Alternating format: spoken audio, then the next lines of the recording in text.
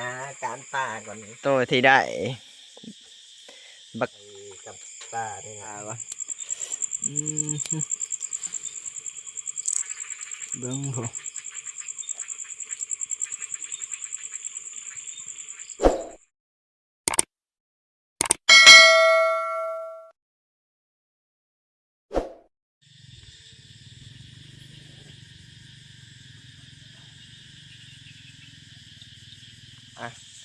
กับทักทายสบายดีและสวัสดีนะมื้อนี้ก็หาก็ขึ้นมาจากอันดำไห้ดำหน้าแล้วก็ลกกาแล้วนะฮะก็ขึ้นมาจากอันไห้หน้าแล้วก็เลยสิเฮ็ดคลิปว่างๆเนี่ยก็สิเฮ็ดคลิปนะมื้อนี้นะเนื่องจากว่านอนหน้าผู้เดียวมื้อนี้เลยอันสิได้อันเฮ็ดขบเฮ็ดกินเนื่องจากว่าพอเพิ่นได้งูมานะพอเพิ่นไปเลี้ยงอันงัวแล้วมาได้นี่ได้งูมาแล้วก็เลยสิเฮ็ดกินนอนหน้าผู้เดียวนี่พ่อแม่เมื่อบ้านหมดเลยสิหาเฮ็ดขบเฮ็ดกินก่อนนะก็ขึ้นมาจากดำหน้าพุ่นแหละดำหน้า2คนกับแม่เลยสิเฮ็ดคลิปก็เลยบ่ว่างนะทุกคนตอนนี้ยังบ่ว่างเลยสิเฮ็ดคลิปก็ย่านนั้นมันช้าดำไห้ดำหน้านะมื้อนี้ก็สิไปหาอันนี้ก่อนเผางูก่อนบัดนี้ดอกได้นี่มันได้นี่นะมันงูได้นี่ไปบัดนี้นี่แหละตัวที่เพิ่นได้มาเมื่อเว้นนี่แหละเฮาสิมาเฮ็ดกินก่อนบัดนี้สิไปหาเผาก่อนดังไฟไว้เรียบร้อยแล้วบัดนี้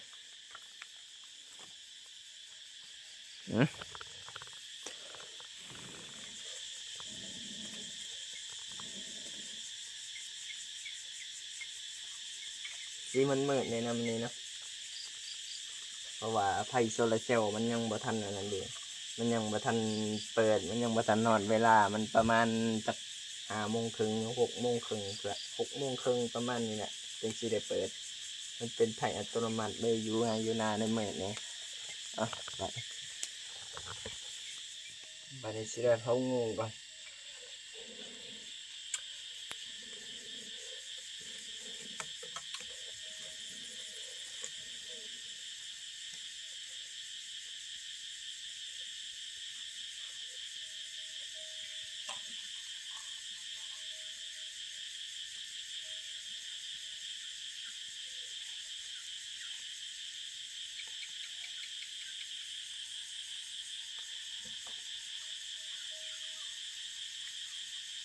เป็นน้ำมันครับอันนี้นะ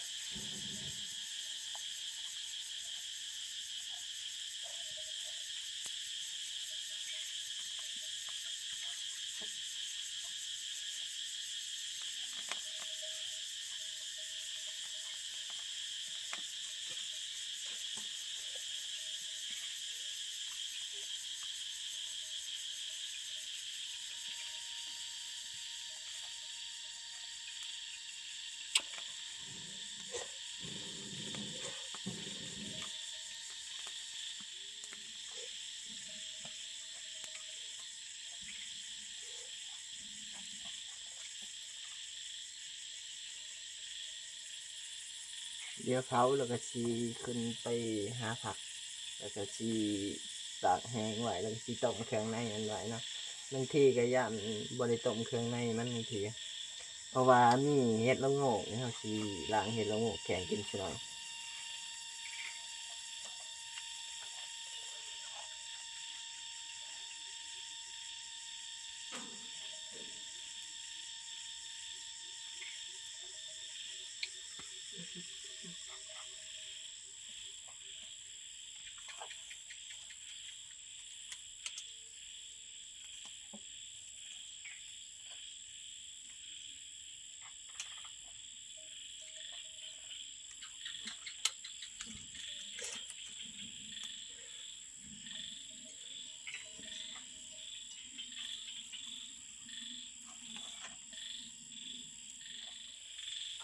อนนี้ก็เผาไก่สิแล้วนะ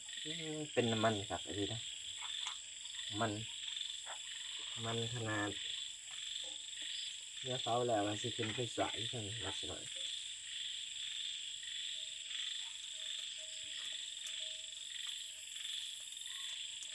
มันคักขนาดแบบนี้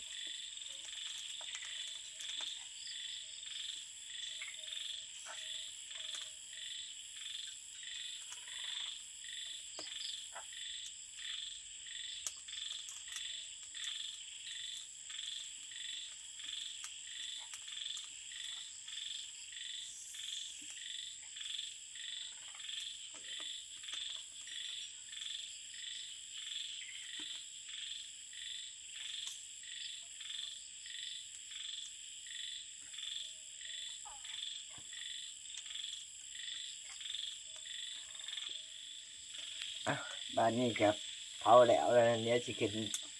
ไปสายทางเทียงเพื่อเรียกกินไปกินในทางเทียงเดี๋ยวทาไปเบังกันเลยอยู่ทางเทียงเพื่อบ้านนี้เผาแล้วเรียบร้อยแล้ว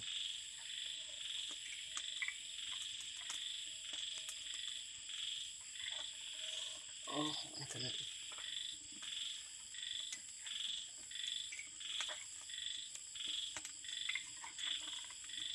ไปขึ้นไปเบังกันทางเทียงกันเลยแบบนี้หลังจากที่เฮาว่าสิได้เฮ็ดกินแต่ก็นี้บ่ได้เฮ็ดกินซ้ำเฮาไปว่าสิถือโทรศัพท์ไปถ่ายก็ยันไปถือบ่ได้เนาะเพราะว่าน้ำลายเฮาลุยอยู่น้ำเมื่อกี้นะเฮาเลยอันยันโทรศัพท์ตายเลยบ่ได้ถือไปเลยอันหาก็มาแต่การป้าแล้วก็เลยสิเฮ็ดกินไว้ก่อนบัดนี้สิได้เฮ็ดกินหมูไว้ก่อนที่เฮาเผาไว้เมื่อกี้นะแรกไว้สิเฮ็ดกินพอดีว่าเขามาส่วนเลยไปหาการป้ากับเขาก่อน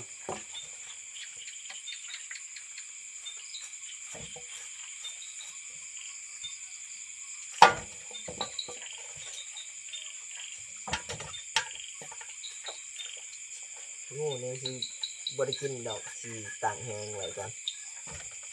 สิน้อยสิเฮ็ดกินแล้วก็สิปิ้งปลาไว้แล้วก็สิกินข้าวนิดหน่อยเริ่มสิดึกแล้วนะ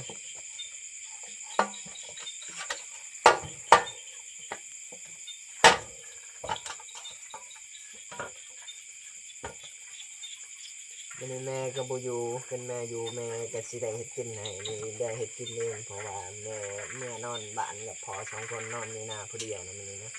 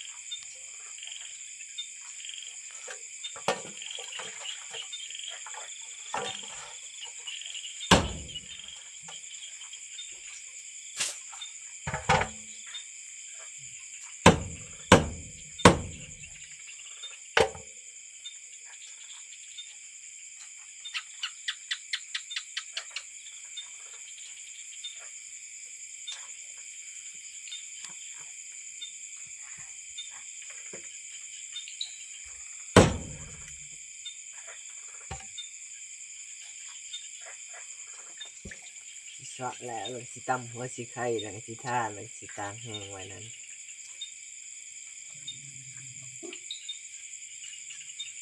ส่วนมื้อนี้มันจะมีหลากหลายเมนูอยู่ในมื้อนี้นะว่าสิแกงเฮ็ดน้ำเฮ็ดละโง่ได้มาเมื่อกี้จักหน่อยสิแกงเฮ็ดละโง่กิน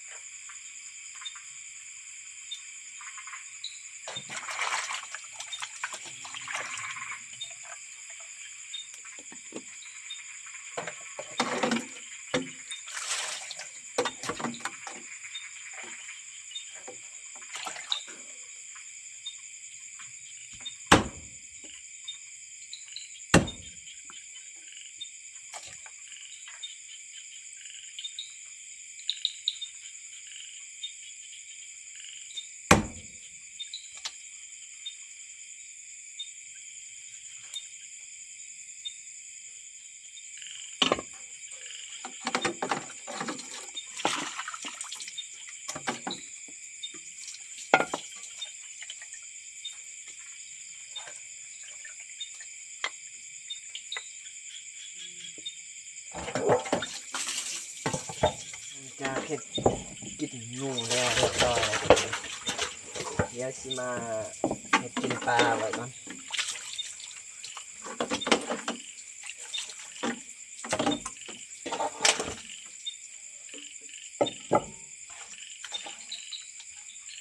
การได้หลายเติมจังเลยนะมีแต่ปลาตรงนี้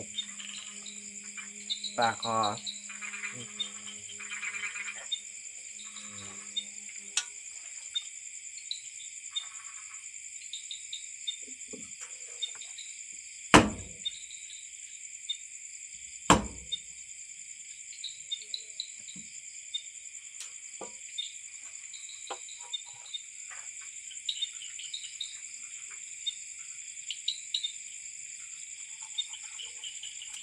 โอ้ขาหัวยาเขา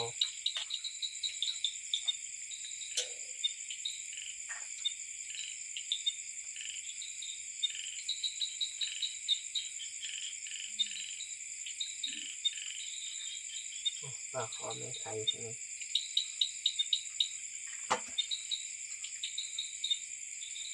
ขาเนี่ยมันสิบกเขาเสียมีดต่อนี่เขาอยู่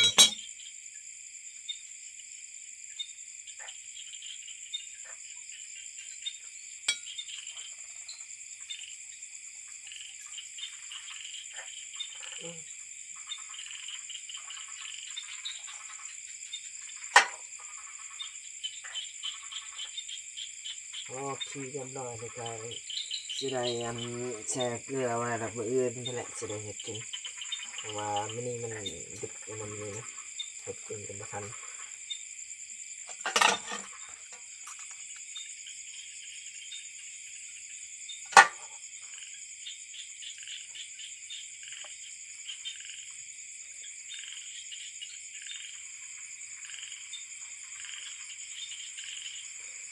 จะไม่ไป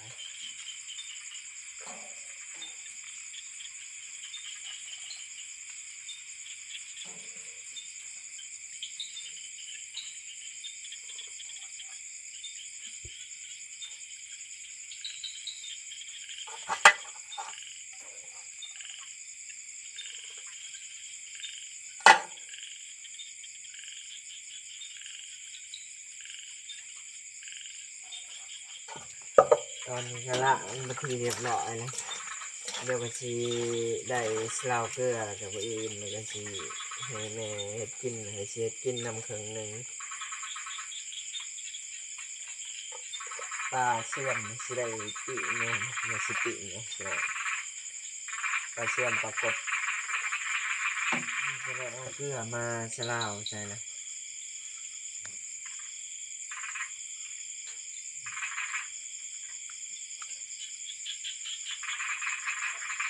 มันก็สิ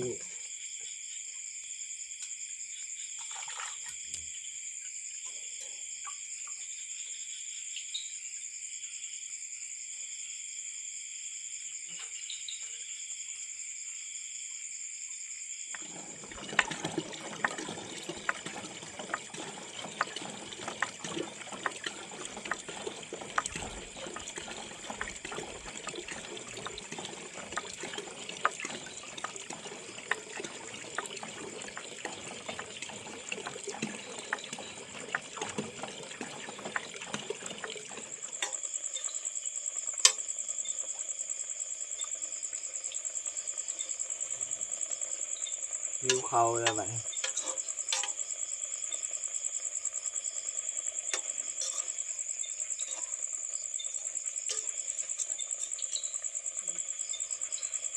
นี่คือสิปีปลาเชื่อมมันนี่ไว้กินเบิร์นเสาแหละแกงเห็ดใส่กับปลาเห็ดละโงกบ้านนี้ก็สิได้พริกปิงปลาเป็นตะแซ่บครับขนาดบาทนี่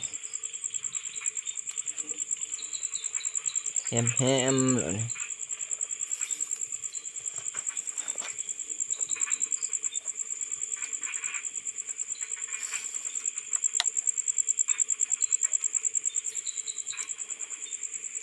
บ้านนี้ก็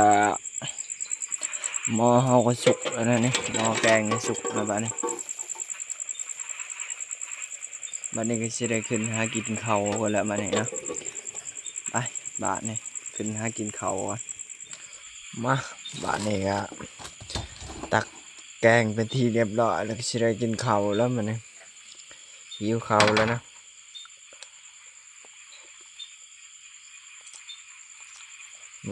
กินข้าวกันเยอะ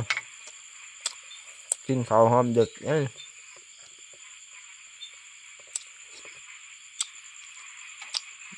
แบบนี้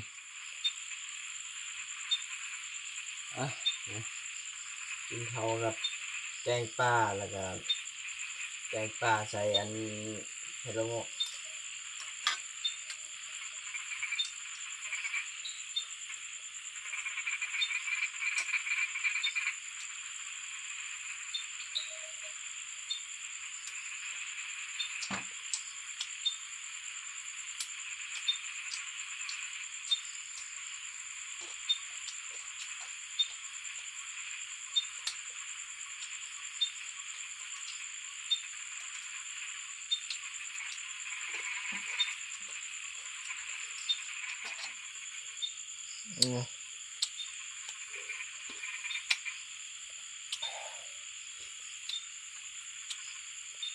แซ่บขนาดบาง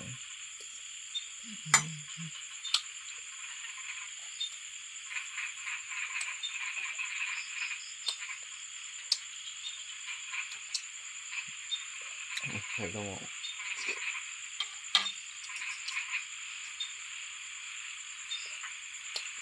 แบบนี้ก็ที่ได้กินข้าวกันเพราะเลยอยากกินข้าวกับน้ำมันเนาะ